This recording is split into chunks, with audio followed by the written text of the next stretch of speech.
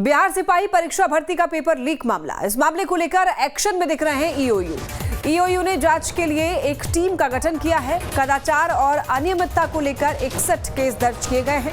कदाचार मामले में पकड़े गए परीक्षार्थियों से भी पूछताछ होगी। बिहार में दर्ज किए गए हैं सभी केस को ईओयू ने टेक ओवर कर लिया है और मामले की जांच के बाद ही अब आगे की कार्रवाई की जाएगी।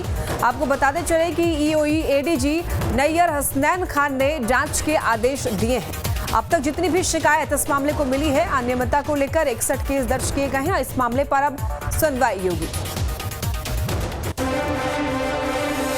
ज्यादा जानकारी देंगे संवाददाता उत्कर्ष हमारे साथ जुड़ रहे हैं। उत्कर्ष, देखिए बिहार सिपाही भर्ती परीक्षा पेपर लीक को लेकर के अब ईओयू काफी ज्यादा सख्त दिख रहे हैं। इससे जुड़ी क्या कुछ जानकारी है आपके पास?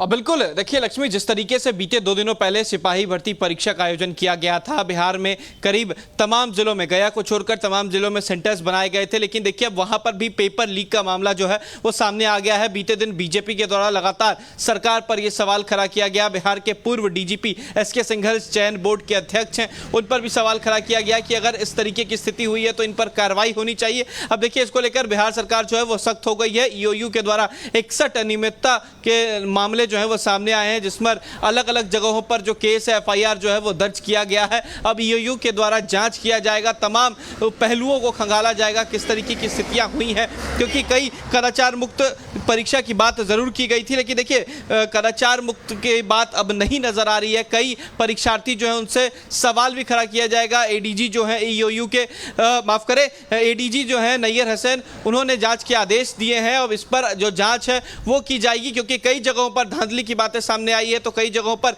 सेटरबाज जो हैं उनकी बातें सामने आई है। इस वजह से बातें कल से ही उठ रही हैं। जब एग्जाम हुआ उसके बाद ये बातें उठी, जब क्वेश्चन पेपर लीक हुआ, कई आंसर जो है वो कई जगहों पर नजर आए। इसके बाद अब इस पर कार्रवाई जो है वो की जा रही है। लक्ष्मी, उत्कर्ष, देखिए पेपर लीक होने से सबसे ज्यादा परेशानी किसी को होती है तो वो है जो लोग वाकई में मेहनत करते हैं और पेपर देने के लिए जाते हैं, लेकिन पेपर लीक हो जाता है। जब सरकार पेपर होने से पहले कहती है कि सॉल्वर गैंग पर शिकंजा कसने के लिए पूरी तैयारी कर ली है और पेपर लीक अब नहीं होंगे, लेकिन जब एग्जाम आता है तो फिर से पेपर लीक कर दिया जाता है। तो ऐसे में सरकार की तरफ से क्या कुछ कदम उठाए जा रहे हैं?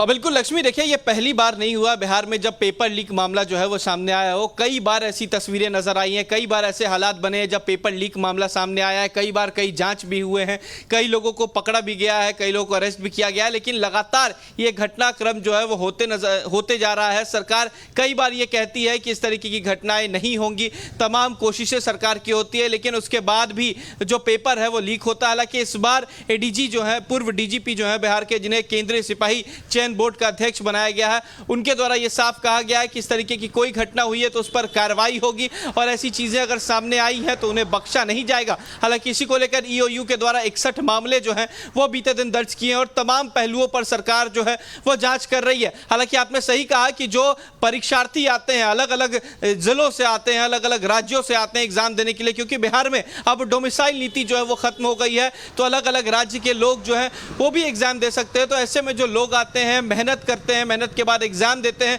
उसके बाद पेपर लीक का मामला सामने आता है, तो कई बार ऐसी भी चीजें देखने को मिली है कि जो एग्जाम है उसे रद्द कर दिया जाता है, तो कई सवाल खड़ा होते हैं। लेकिन अब सरकार साफ कह रही है कि इन पर कार्रवाई होगी। 61 मामले दर्ज किए गए हैं, किसी को बख्शा नहीं जाएगा। लक्ष्मी, ठीक है उत्कर्ष, आप बने रहिए, आगे भी अपडेट लेंगे आपसे।